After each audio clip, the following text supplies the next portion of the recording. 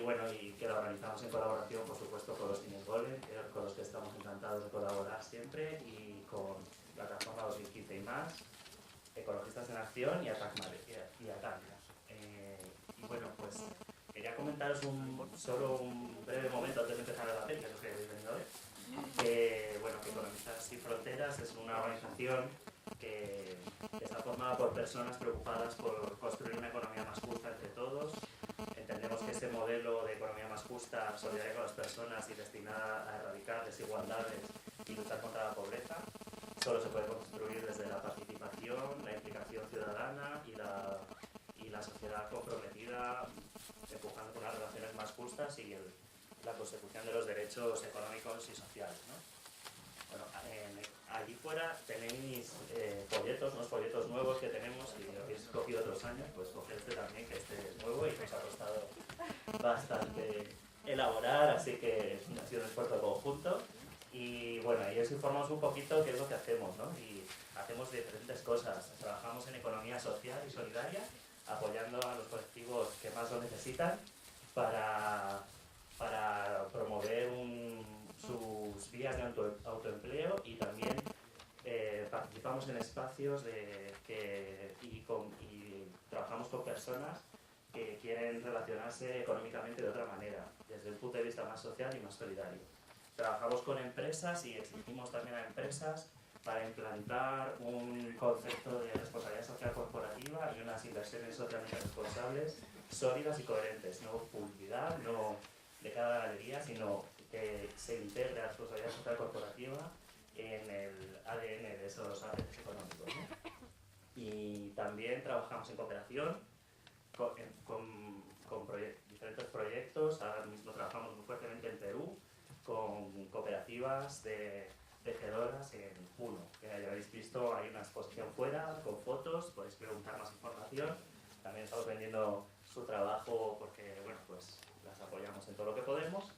Y bueno, y nuestro objetivo en cooperación es promover un tejido social y económico fuerte y actores sociales en los países con los que colaboramos, pues que sean capaces de exigir, demandar sus derechos y ponerlos en vigor, ¿no? Y que sean ellas mismas como actrices y actores de su desarrollo quienes exijan el cumplimiento de sus derechos sociales y económicos. Y bueno, también por supuesto en sensibilización, ¿no? La sensibilización, un ejemplo clarísimo es la actividad que tenemos hoy, ¿no? Y lo que queremos es, nuestra idea es que si queremos realmente construir una economía más justa, si queremos otro modelo económico, que pensamos que es posible, pensamos que otra economía es posible, pensamos que otra economía está en marcha, y eso solo podemos conseguir si nos implicamos todos en relacionarnos económicamente de otra manera, ¿no? De poner a la economía al servicio de las personas y a las personas en el centro de la economía, no al revés, ¿no? Y bueno, tenéis más información fuera, estamos por aquí muchos voluntarios y muchos trabajadores y gente de Ecologistas Sin Fronteras para contestaros a lo que queráis. Y ya me callo, simplemente solo agradecer a mis compañeros de voluntariado, tanto en sensibilización como en comunicación. Tenemos 2 grupos de voluntariado fuertes, y agradecerles por todo el apoyo, todo el trabajo que han sacado adelante. Esto que vais a ver hoy es el resultado, y en los próximos jueves hasta la primera semana de diciembre, es el resultado de un trabajo con mucho cariño, con mucho esfuerzo, con visionados de películas, debates, para poner las mejores películas, traer a los mejores ponentes y hablar de las cosas que nos importan, ¿no? Entonces, os agradecemos mucho que estéis aquí para compartir esto. Gracias.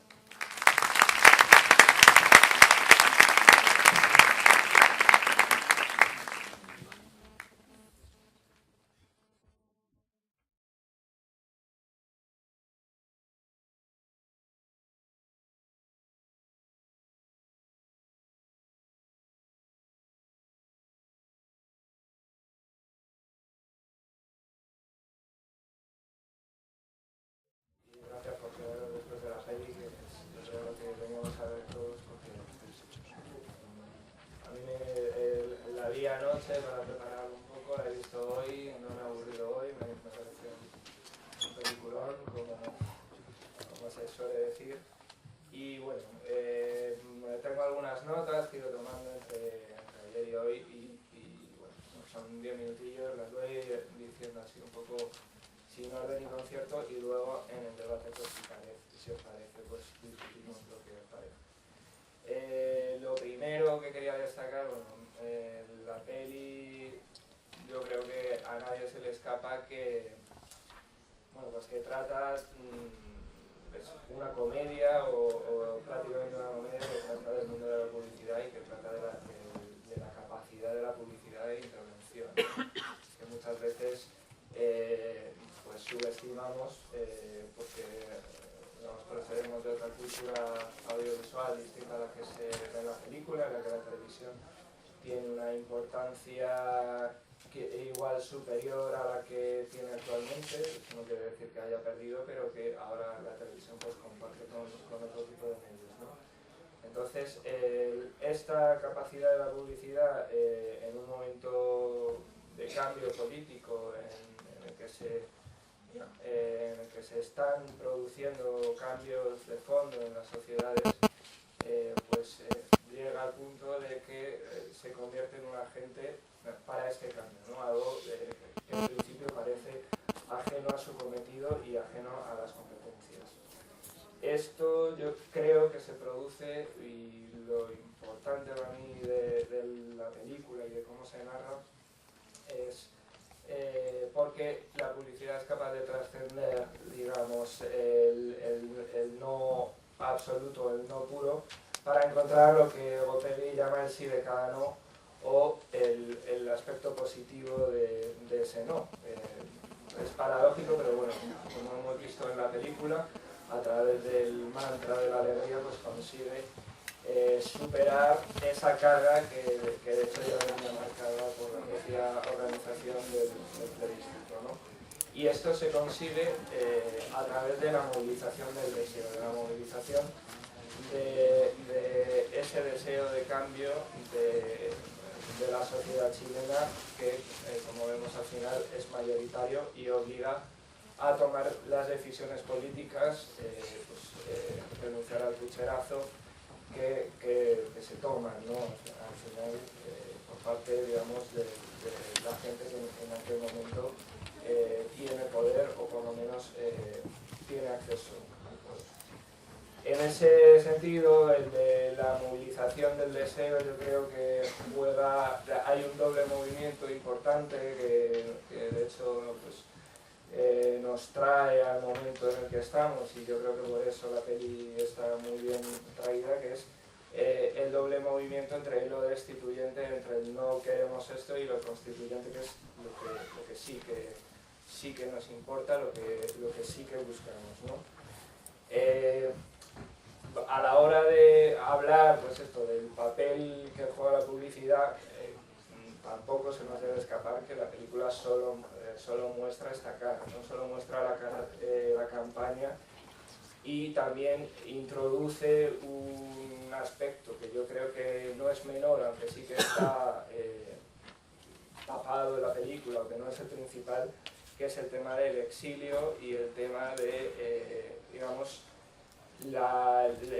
una persona que viene desencantada tanto, por supuesto, del régimen y de todo lo que significa, como de las narrativas que tienen hasta entonces las fuerzas opositoras. Esto se ve igual, se exagera un poco en el personaje de Gael García Bernal, que llega a parecer antipático, ¿no? en algunos momentos por esa frialdad con la que igual trata el tema de los desaparecidos, el tema de todos los crímenes cometidos por Pinochet, pero sí que es, yo creo, un punto importante a la hora de establecer pues, un personaje de alguien que vuelve y que no quiere un Chile viejo, que quiere ese Chile alegre, aunque eso implique renunciar, digamos, a una parte de la memoria. Entonces, en este sentido, claro, las críticas a la concertación que hoy todavía se pueden hacer, que son las que hoy se están realizando todavía al proceso de transición que ha vivido Chile, pues ya están, digamos, desde el primer momento en el personaje de Gael García Bernal, y en las respuestas que tienen hacia él, pues su expareja, Benónito me parece que se llama, y otros personajes como el líder, suponemos que de un partido comunista socialista, que dice que hasta aquí hemos llegado, ¿no? Que no se puede estetizar todo y no se puede olvidar. Sobre esto, bueno, digamos, hay paralelismos, como yo creo que en la película encontramos también con aspectos en lo que se refiere a la economía, que al ser un ciclo de economía, pues igual viene a cuento traerlo, paralelismos entre la situación del Chile del 88, que como sabéis es un experimento neoliberal de primer orden, que probablemente junto con Reino Unido y la Comunidad Valenciana uno de los más perfeccionados. Y luego, bueno, digamos, ya viene un poquillo. Luego quería destacar, otro de los apuntes que he tomado, es el propio tema del humor, el propio hecho de que sea una comedia, ¿no? Esto, en parte, la propia película desactiva esta parte de la memoria, digamos, del recurso a lo que decía el protagonista, de lo trágico, de lo triste, de lo que moviliza, digamos, las pasiones más dramáticas en la película. Esto está constantemente en ese juego, en ese diálogo entre la expulsión de la memoria y lo que no se puede olvidar, y yo creo que la película de alguna forma dice que esto siempre va a volver, ¿no? No se puede anestesiar la memoria, y yo creo que el Chile actual también tiene estos ajustes, y este tipo de películas pues sirven, ¿no? para volver sobre el pasado. El tema de la alegría, por supuesto, es pues el gran enigma de la película, en qué consiste esa alegría, y es la clave de la campaña, ¿no? para su funcionamiento, es que cada persona, que cada quien consiga, digamos, superar el dictado, consiga superar la paralización, y dote de contenido un concepto que en principio se plantea como vacío, que se plantea para que cada quien lo conforme. En ese sentido, pues volvemos al deseo, ¿no? a la necesidad de cambio, pero al ser desde la alegría, digamos, evitando los oscuros de la radicalización, ¿no? Que es un poco lo encarna el personaje de la mujer que cuida de la familia de Bernal, que renunciando a la memoria, ella cree asegurar pues esa prosperidad y asegurar una vida, digamos, sin trastornos. Por eso, ya para finalizar, creo que la película lo que plantea, o la lección, digamos, que para mi gusto nos puede dejar, es un uso muy inteligente de los medios que se tienen a disposición en todo momento, como se plantea frente a las 23 horas y 45 minutos de propaganda oficial. Un uso inteligente de los medios consigue dar la vuelta a una situación que de partida es muy difícil, no solo por el rodillo, que además en este caso es literal, que pasa por encima de todo, sino por la propia comodidad de la gente, ¿no? que se ha instalado en esos 15 años. A pesar de ello, un uso inteligente del humor, de esos conceptos de alegría, en parte también de reconciliación, consigue superar eso, ¿no? Se consigue neutralizar la censura a través del humor, a través de digamos, de la propia ilusión de mantener un discurso flexible y al que cada vez se pueda sumar más gente, y se lleva por delante el pánico, ¿no? la parálisis de la sociedad. En ese sentido, yo creo que bueno, pues la película por eso trasciende a lo que es Chile, y pues consigue conectar con todos nosotros. Pues muchas gracias, Pablo, y bueno, damos paso a Stefan. Bueno, Pablo afortunadamente habló de la película, yo voy a hablar un poco más de nosotros, de nuestro país, de la situación en la que estamos ahora y de medios de comunicación, ¿no? Porque yo creo que se lleva manipulando la información desde siempre, pero yo creo que desde siempre, o sea, desde que en el siglo 3000 antes de Cristo se empezó a escribir en tablillas de arcilla. Yo seguro si había algún código de medir longitudes de campos en cuanto al pie del emperador, si resulta que tenía un pie muy grande, era muy importante, seguro que allí el que lo transcribió puso un pie más grande que el de verdad. O sea, yo creo que digamos que se manipula de siempre, ¿no? Entonces me voy a parar en una serie, a lo largo de 500 años, en una serie de 3 puntos, más un punto extra de rabiosa actualidad. Te voy a contar un poco qué es lo que yo creo que está pasando y cómo ahora empezamos a tener cierta chance de contar nuestra realidad. Estamos empezando a poder competir con esa verdad única, con esa verdad oficial, ¿no? Me parece muy importante y creo que es una cosa que tenemos que potenciar y tenemos que aprender a usarla, ¿no? Aprovechar esa oportunidad. Entonces, la primera parada va a ser alrededor de 1470, que es cuando se inventa la imprenta de tipos móviles. Hasta entonces, lo que era la cultura, y por cultura entiendo información, lo que es información de la cultura estaba encerrada en monasterios, ¿no? Nadie sabía nada, tú ibas a un sitio, se llamaba una iglesia, y había un señor que te contaba cosas y tú te pedías lo que te contaba.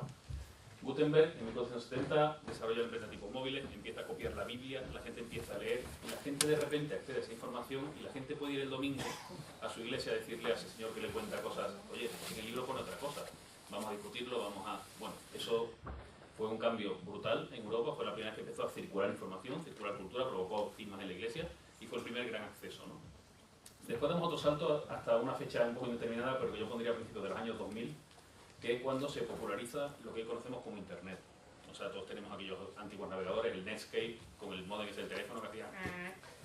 Pero de repente estamos todos en condiciones de saber cosas de gentes, de conocer información, más allá del ámbito de nuestro periódico que podemos comprar, nuestra televisión, nuestra radio, nuestras charlas de lo físico, ¿no? De repente podemos como empezar a acceder a un montón de cosas, ¿no? Y también podemos empezar a generar, por aquella época todavía de una forma bastante precaria y compleja, y bueno, era difícil encontrar información, era también difícil generarla, pero se empieza a hacer eso, y me parece como otro gran cambio histórico, ¿no?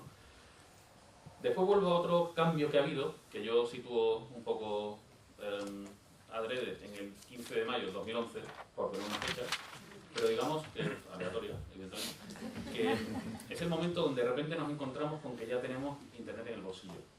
Entonces, tenemos una cosa que se llama el 3G, y es que hay internet en todos lados, y tenemos la cosa esta, que es de las cosas más maravillosas que han inventado las personas, que es un smartphone, un teléfono móvil. Entonces, de repente, nos encontramos con que nosotros tenemos aquí una cosa que yo denomino como un arma de comunicación masiva. Por primera vez en la historia, estamos en posibilidades de, cualquiera de nosotros, en cualquier sitio con cobertura de teléfono móvil, de contar una realidad, de discutir esa verdad oficial. Y es una cosa que se está haciendo desde el 15 de mayo, por usar esa fecha, que bueno, son los ámbitos en los que yo me muevo, pero en general en esta época, ¿no? Y básicamente es el aprender a contarnos. O sea, hemos sido capaces de contar quiénes somos, qué es lo que hacemos y salir de esa verdad oficial, ¿no? Y eso en muchos ámbitos. Yo apunto aquí algunos, ¿no? Hay algunos que pueden ser, por ejemplo, de una forma más práctica, como puede ser todo este tipo de sentencias que ha habido últimamente, donde, mediante la aportación de materiales ciudadanos, se demuestra que la policía mentía en determinadas cuestiones, y presentando un vídeo, presentando algún tipo de medio, de repente se descubre que eso no es así. Esto yo creo que es la primera historia que pasa. Tenemos una ley que dice que la palabra de una autoridad vale más que la tuya, tenemos una serie de usos, una serie de tal, vivimos en esta democracia agotada, pero se supone que es una democracia, una garantía y tal, pero de repente estamos viendo como hay un goteo de pruebas físicas que podemos aportar todos sobre nuestro telefonito, porque el 95% de los que estáis aquí tenéis un teléfono como este, y eso me parece a mí un cambio también importante, ¿no? También es interesante el tema de los nuevos medios de comunicación, ¿no? Y lo voy a amplificar de una forma muy rápida con cuando explotó Público. El diario Público explotó, desapareció, pero eso fue muy interesante porque dio lugar a una serie de pequeños gérmenes, como son el diario.es, como es la revista Mongolia, como es la cooperativa La Marea, como es Materia Ciencia, por ejemplo, una publicación online de ciencia. Y son una serie de nuevos micromedios que, usando fundamentalmente Internet, se van a dedicar a contar otra realidad, ¿no? Son medios que están entrando ahora mismo en el juego y que están pues, creando esas realidades, ¿no? La influencia que tienen algunos de estos medios está empezando a ser realmente notable, ¿no? Y son una cosa novedosa y gracias a Internet, ¿no? Aquí tenemos a Pablo, que es del Diagonal, que es un periódico bastante más antiguo y con más tradición, y ahora de repente encontramos toda esta competencia, pero bueno, yo esto siempre lo veo bueno. Mientras haya más gente contando sus cosas, yo lo veo bueno. No es otra cosa que está pasando ahora, pues digamos que gracias a Internet, gracias al desarrollo tecnológico, ¿no? Amador Fernández Sabater habla siempre de que estamos pasando de lo que se llama la sociedad televisión a la sociedad red. Y explico esto un poco. La sociedad de televisión en el sentido que una televisión es un aparato que es como de una dirección, ¿no? Hay una serie de gente que tiene el poder económico, el poder político, son los que deciden los contenidos de la información y nos la transmiten a nosotros. Y nosotros simplemente podemos consumir esa información, que es la que es, y actuar, ¿no? Y ahora estamos entrando en la sociedad red. Eso significa que cada uno de nosotros somos mini televisiones, ¿no? Entonces hoy en día nos encontramos ya en un punto donde no sabemos qué tiene más influencia. Si una portada a 5 columnas del principal periódico impreso del país, o un vídeo de YouTube que han hecho unos Erasmus protestando porque le han quitado una beca y de repente tiene 500.000 visitas. Entonces es una oportunidad muy buena, ¿no? Yo soy muy optimista con la situación que tenemos, con el uso de las tecnologías, con el momento en el que estamos, ¿no? Por otra parte, hay que reflexionar también que Internet no llega a todo el mundo, los que estamos en Internet somos como siempre los mismos, y entonces es complicado, ¿no? Hay que también trabajar en otros frentes, pero el caso este, por ejemplo, de los RIC, de los Erasmus, me parece prototípico porque han sido 4 o 5 chavales que se han puesto de acuerdo, han dicho esto qué es, y han conseguido cambiar la agenda de un país, ¿no? Usando información, una cosa que hasta hace poco era impensable porque no podías ni comunicarte, ¿no? Y ahora mismo ya se puede, ¿no? Este es el tercer punto, ¿no? 2011. Y ahora quería poner un último punto, y este último punto es el día de ayer, lo que pasó en la Radio Televisión Valenciana. Yo no sé si ustedes lo han visto, pero bueno, lo resumo rápidamente. Había un ERE que se declara nulo, de repente tienen que readmitir a 1000 y pico trabajadores, entonces el gobierno de Valencia que cierra la tele. Esta gente dice, vale, protesta, se encierran los trabajadores y empiezan a emitir online un programa donde empiezan de repente a contar noticias, iba a decir de verdad, pero empezaban a contar noticias de otra forma, pero también empiezan un poco a contar cómo funcionaban. Entonces es como súper interesante, de repente nos estamos dando cuenta de una cosa que ya todos sabemos, porque sabemos que las televisiones autonómicas, Telemadrid y tal, pero también Canal Sur, TV3 y todas, son herramientas de las comunidades autónomas, de los gobiernos de las comunidades autónomas, pero estamos de repente dándonos cuenta de cómo funciona eso, ¿no? Entonces es súper interesante y otra oportunidad también para darnos cuenta de cómo funciona y para darnos cuenta que básicamente lo que vemos en el telediario de las 9 de la noche es una verdad oficial que deciden unas personas. La noticia buena es que ya hay muchas más cosas que ese telediario. Tenemos Diagonal, tenemos un montón de publicaciones online, tenemos foros, tenemos blogs, tenemos organizaciones como esta. O sea, tenemos la información está ahí, hay que buscarla. Ahora entramos en esta sociedad red, en un nuevo problema que se trata de gestionar esa información, de que alguien nos la cure, de encontrarla, ¿no? De discriminar. Pero, insisto, estamos ahora mismo en posiciones de poder tirar nuestra realidad y me parece un momento histórico. Por último, simplemente mencionar que, bueno, yo creo que el tener una prensa crítica e independiente es uno de los pilares de la democracia. De hecho, uno de los grandes problemas que tenemos en este país es el que no existe esa prensa crítica independiente, que no existe con cierto tamaño, mejor dicho, porque por supuesto que la hay. Y es una cosa que tenemos que defender y luchar todos, ¿no? Ahora suena un poco raro como el defender la Radio Televisión Pública Valenciana con las cosas que hizo, ¿no? Y con, bueno, ciertas realidades que nos ha transmitido con un poco más de humor que otra cosa, pero me sigue pareciendo importante reivindicar esto.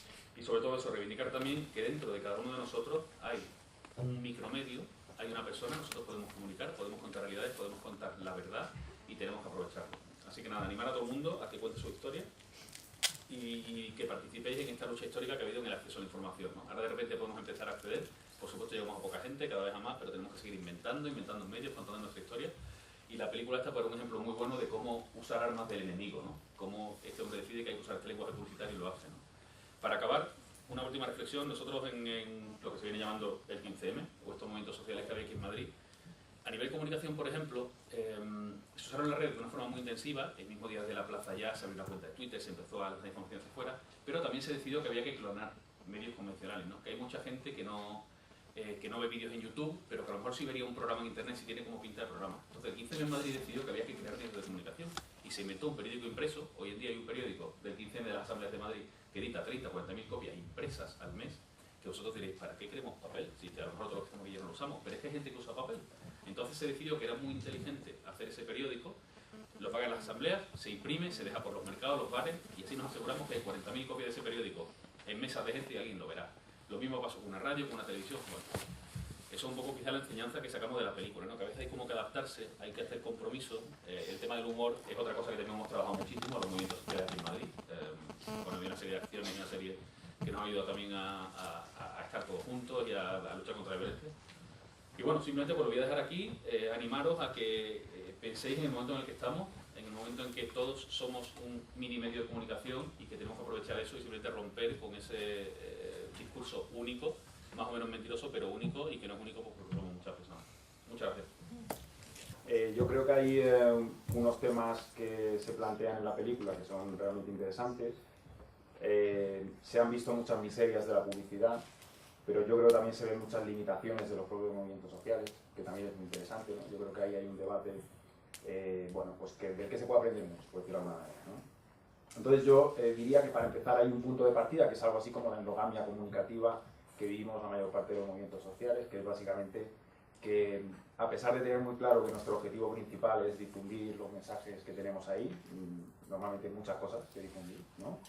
Y el trabajo, etcétera, lo curioso es que si nos fijamos un poco en los materiales que creamos, la mayor parte está hecho para la propia gente que ha creado los materiales, es decir, para los propios movimientos sociales. Esto se verifica claramente pues, al analizar, por ejemplo, un tríptico, ¿no? Donde el lenguaje suele ser pues, bastante técnico muchas veces, donde para empezar el propio papel tiene unas limitaciones, porque evidentemente el tríptico no va a volar y va a llegar a la casa de la gente así porque sí, sino que suele ser para gente pues que pasa por la oficina de la asociación o que ha visitado un acto de la asociación, etc., ¿no? Entonces, yo creo que la película, una de las cosas más interesantes que plantea es que casi todos los movimientos sociales necesitan una legitimación social, que es poder expresar lo que hacen y lo que trabajan a la gente, y sin embargo no consiguen pasar muchas de las barreras naturales, por decirlo de alguna manera, que tienen los movimientos sociales, ¿no? Es algo bastante interesante, con lo que convivimos casi toda la gente que hemos trabajado, por ejemplo, en comunicación y movimientos sociales, ¿no? Una de las cosas, por ejemplo, que yo veía en la película, cuando se habla de los públicos, el publicista dice, no me puedo dirigir a tantos públicos, ¿no? Los publicistas, nos dirigimos a un público, un perfil muy exacto, sabemos lo que quiere ese perfil y hacemos el spot, ¿no? Los movimientos sociales, cuando hacemos una campaña, lo que decimos es, ¿a quién quiere que llegue la campaña?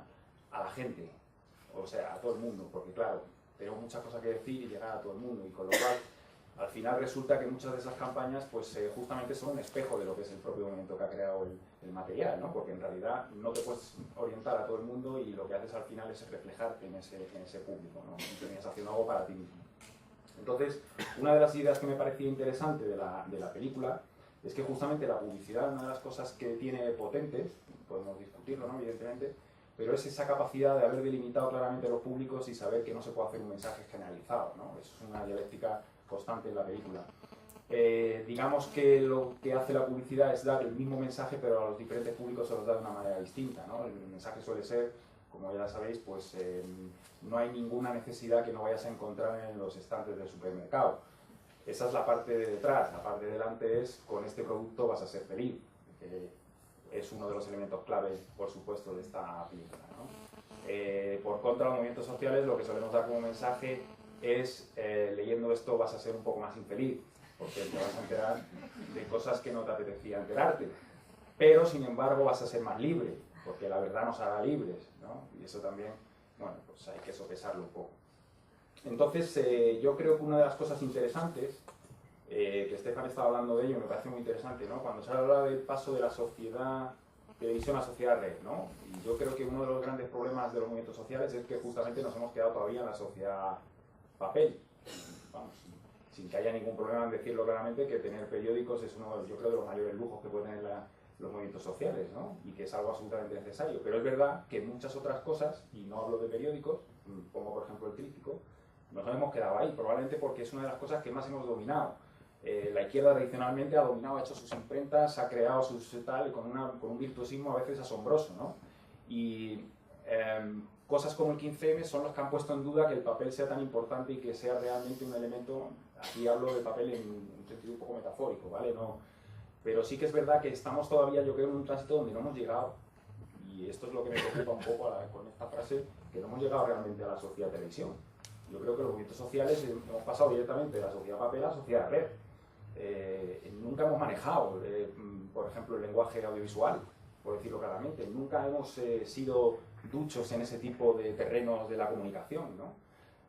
Lo que no sé es qué puede ser, ¿no? Es decir, o qué puede significar esto. A lo mejor el debate sale de historia. Y creo que el último tema, por cerrar, que podría ser interesante que se plantea en la película, es que salir de la endogamia comunicativa también tiene muchas cosas, ¿no?